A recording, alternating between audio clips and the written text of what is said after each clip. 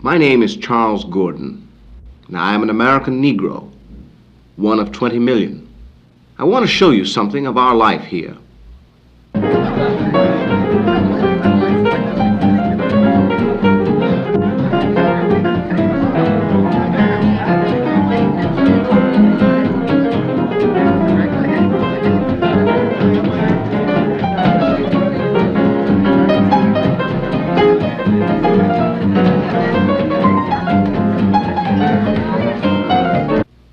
Everyone knows about the Negro musician or singer,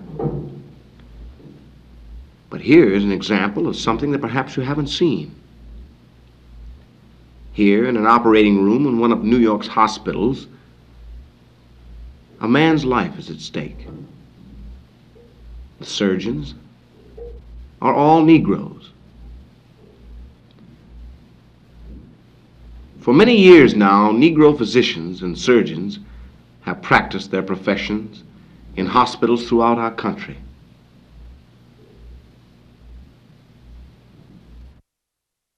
There is great variety in Negro life. We do all kinds of work.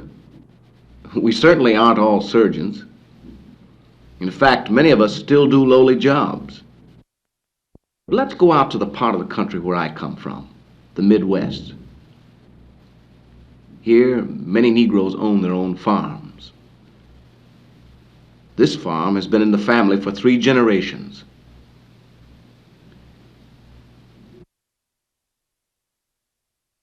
In this art center here in Manhattan, a well-known dancer teaches a class in modern techniques.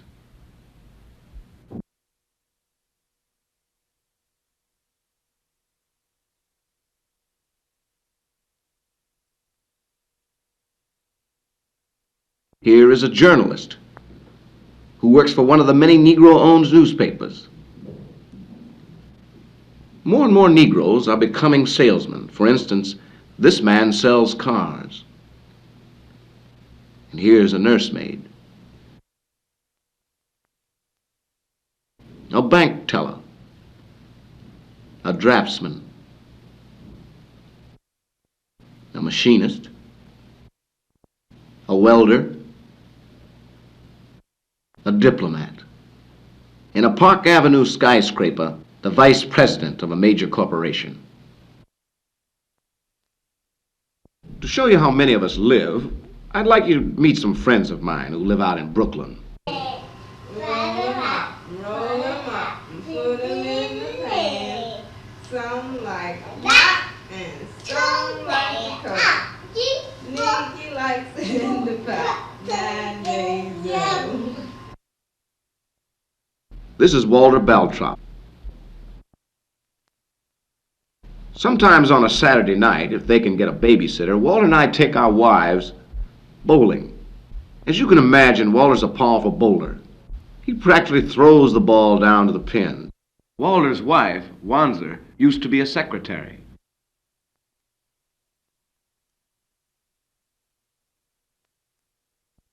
But Walter is a top-notch social worker. He works in a community center with young people. Tony's the oldest child. She already attends nursery school. She's 3 years old and has a great personality.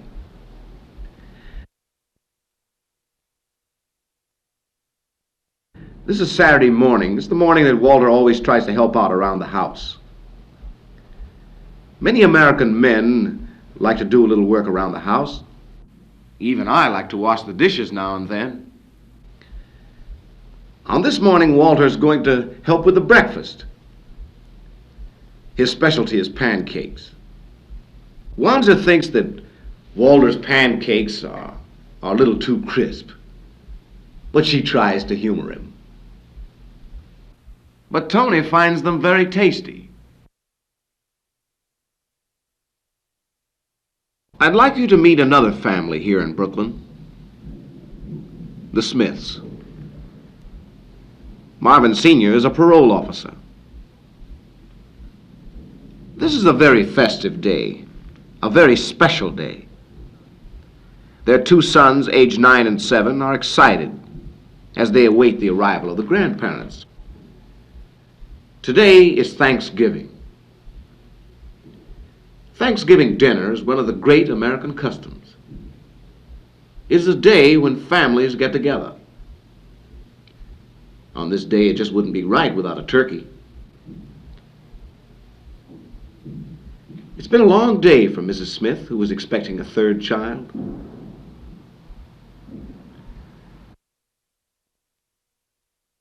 Father says grace.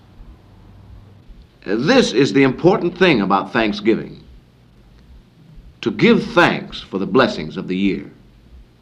To me, Thanksgiving is a day where you're home. It's a home day. So you have a lovely home and then take somebody out to dinner on Thanksgiving Day. No, there's something missing. In another part of town, at an old folks center, people of another generation are celebrating Thanksgiving too.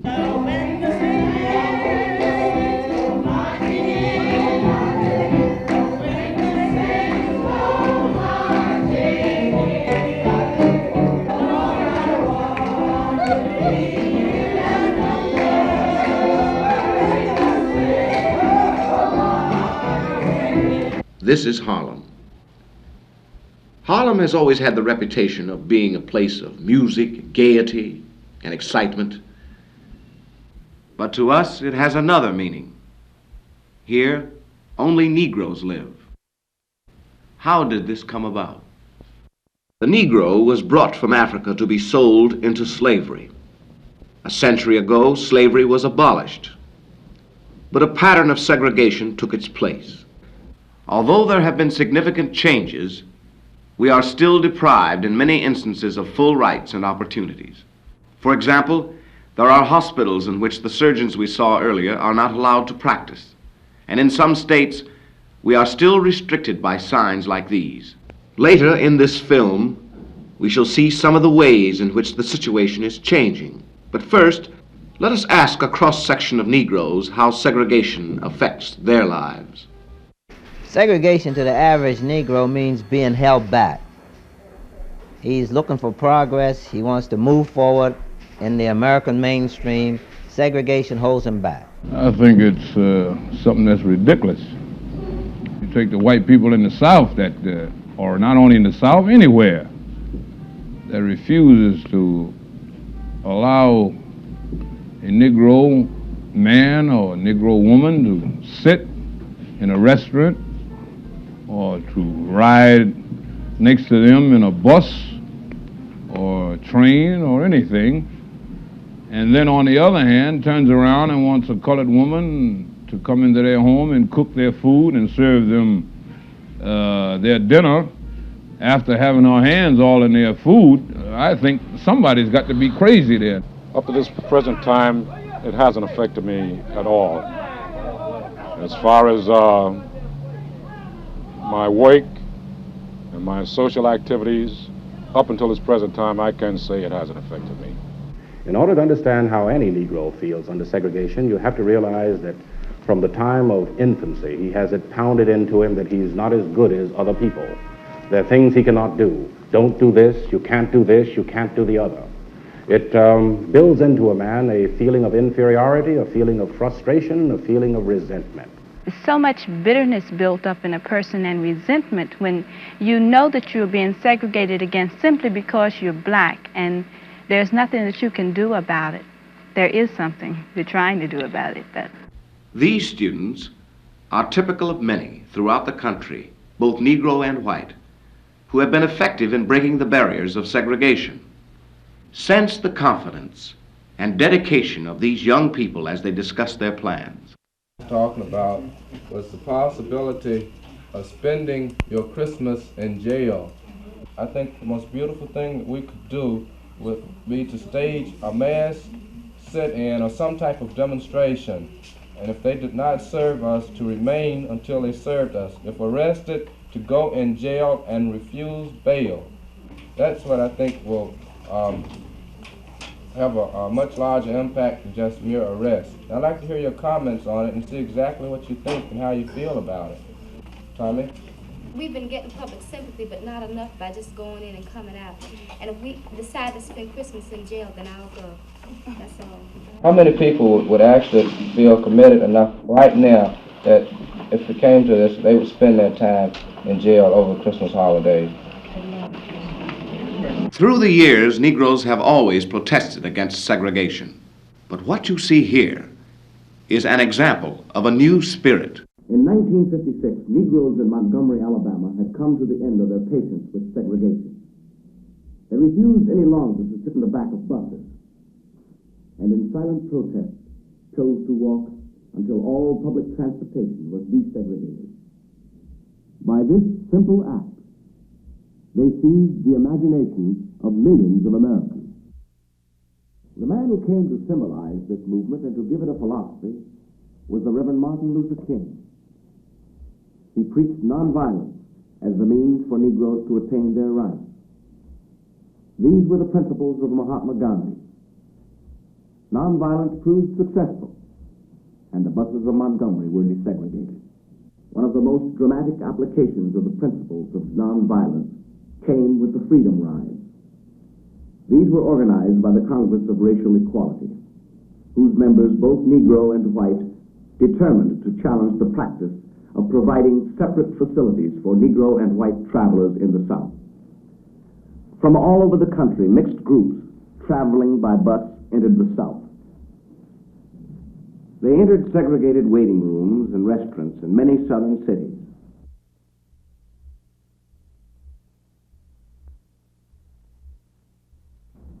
In some, they were arrested, but they were determined to succeed even if it meant going to jail. Negroes were jailed for entering white waiting rooms. Whites were jailed for entering Negro waiting rooms.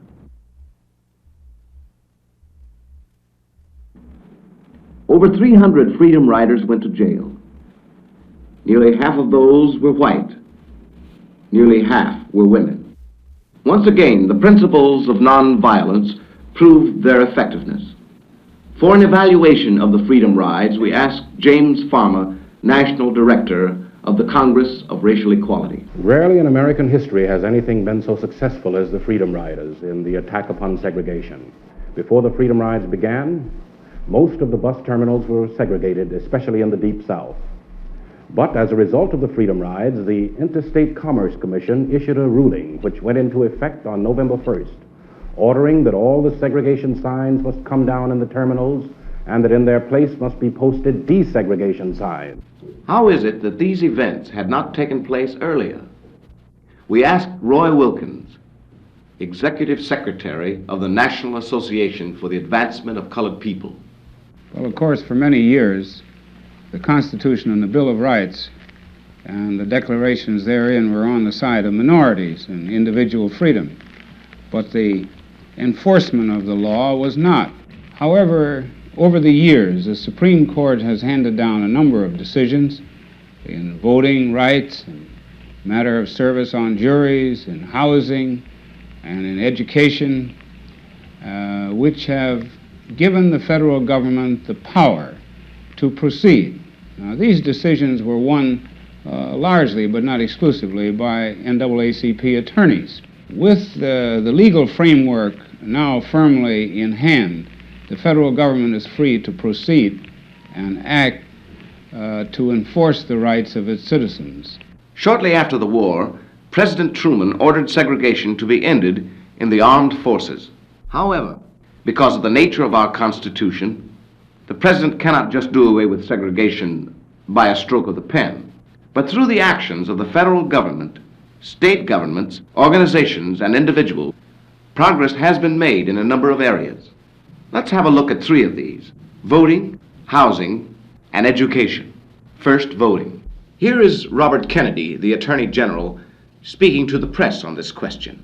We have found a pattern of discrimination in some sections of the United States, which have used literacy tests to deprive really tens of thousands of our citizens the right to vote because of their color. This legislation will rectify that situation. Ralph Metcalf, a Chicago alderman, on the Negro's power as a voter. Well, I would say that the power of the Negro vote is increasing by each election because the Negro now is becoming more aware of his position in the electoral field as a result of many of the things that are happening today. And I think he's been being more discriminating in his voting. He's being acutely aware of those candidates who he thinks will espouse his own cause and therefore votes in larger numbers now. In some cases, the Negro's vote is crucial and often carries the balance of power. As a result, more and more Negroes are running for political office in the United States. The Constitution stands for, and we as taxpayers demand. I'm delighted to be on what I think is one of the finest tickets that's been offered to our state for many years.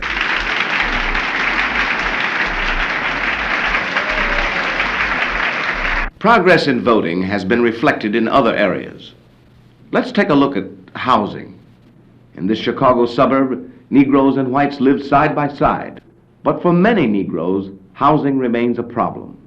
Whitney Young, National Director of the Urban League, discusses this. So many Negroes do live in substandard housing and slum housing, dilapidated housing, and it does affect the whole family constellation. It's hard to keep a husband and children in an overcrowded housing situation. It is no secret that in this country there is a disproportionate number of Negro citizens who are on the welfare rolls, disproportionate amount of total social disorganization. Although many Negroes still live in substandard housing, there has been a tremendous movement into better homes. To facilitate this, several states have passed laws prohibiting discrimination in housing. And recently, the President signed an order prohibiting discrimination in housing built with federal support. For most Negroes, the most important progress has been in the field of education. This is Little Rock, Arkansas, 1957, when Negro students encountered violence in their attempt to register at a previously all-white school. Traditionally in the South, schools had been segregated. So it is not surprising that there was opposition when the Supreme Court ordered schools to integrate. But violence could not be tolerated. President Eisenhower ordered in federal troops to support the rights of the Negro students. To the eyes of the world, the fact of violence tended to obscure the true meaning of Little Rock. Its importance was that it demonstrated to those who opposed integration that they would ultimately have to give way. Negroes' rights would be upheld by the federal government. Eventually, these students were admitted, educated, and graduated. Today in Little Rock, this school is peacefully integrated. Year by year, integration of schools has proceeded, but there have been some holdouts. One of these was the University of Mississippi. In 1962, the Little Rock story was repeated there, when President Kennedy sent in federal troops to ensure James Meredith's right to enroll and to pursue his studies. In many areas of our country, schools have never been segregated. For example, I went to integrated schools all my life. This is one of the high schools in the part of the country where I spent my youth, Indiana. Here, the students come to school at 7 in the morning. Already, the basketball team is practicing. The team is composed of both Negroes and whites. He kicked it out. It's Green's ball, boys. Let's get hustled down. That's the way to handle it, Willie. Gray a little tighter defensively. Get up on him. Move it, move it. Swing it around. Somebody got to get on Tom. Get out there. Help, help, Ben, help. We asked the principal to tell us about his school. In this school, we have about 10% of Negro students. Now, we have no problems, really, racially at Washington, and I think principally because the students are very clever and very able in handling their problems. There is no conflict. It's a completely integrated school insofar as school activities are concerned, both curricular activities and extracurricular. Find the people completely mixed and working without reference to color. The administrative policy and the teachers' activities, the students' point of view, sees no color. We treat everyone insofar as possible as an individual and on the basis of his own merits. William Forrest teaches social studies. We asked him whether his students discuss race relations freely with him. Oh, very easily. In fact, this is probably one of their main concerns.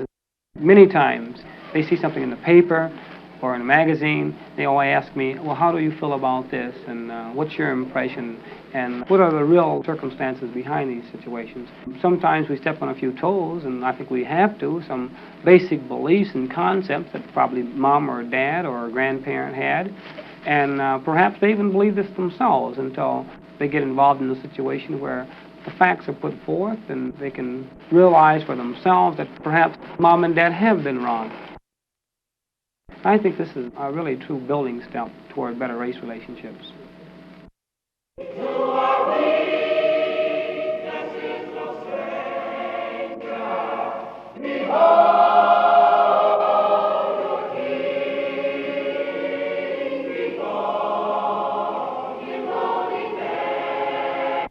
As you have seen, although we in America have some way to go in improving race relations, we have already come a long way.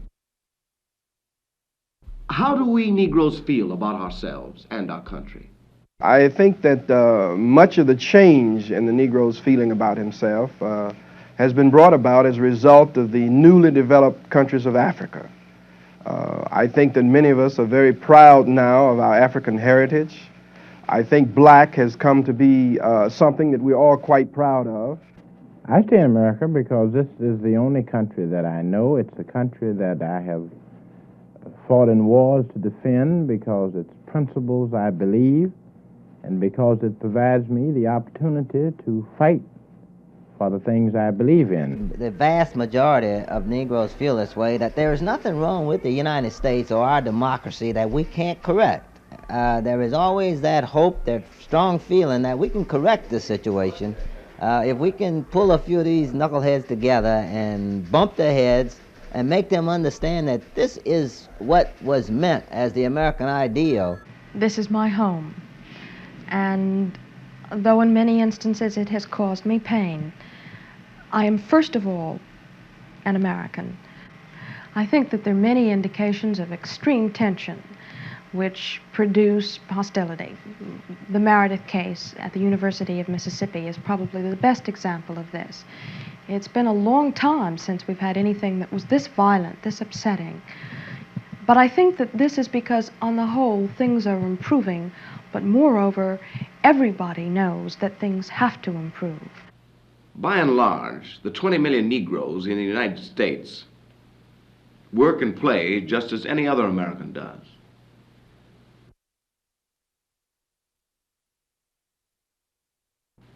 Of course, the pursuit of equal rights is uppermost in all our minds.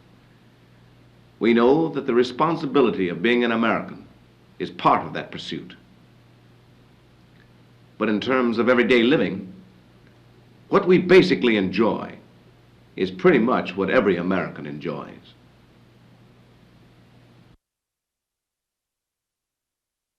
The long and heroic struggle of Negro and white alike against the evils of race prejudice is one of the greatest epochs in our nation's history. It has brought the American Negro to real heights of heroism and splendid achievement. We have broken many shackles and won our way to the front lines of our national, artistic, athletic, and intellectual endeavor. We have become a vital factor in industry, agriculture, and are a decisive force in our general political life. We have truly, in the United States, come a long way, but we still have a good way to go. We'll walk hand in hand. We'll walk hand in hand. We'll walk hand in hand someday. Oh, deep in my heart, I do believe.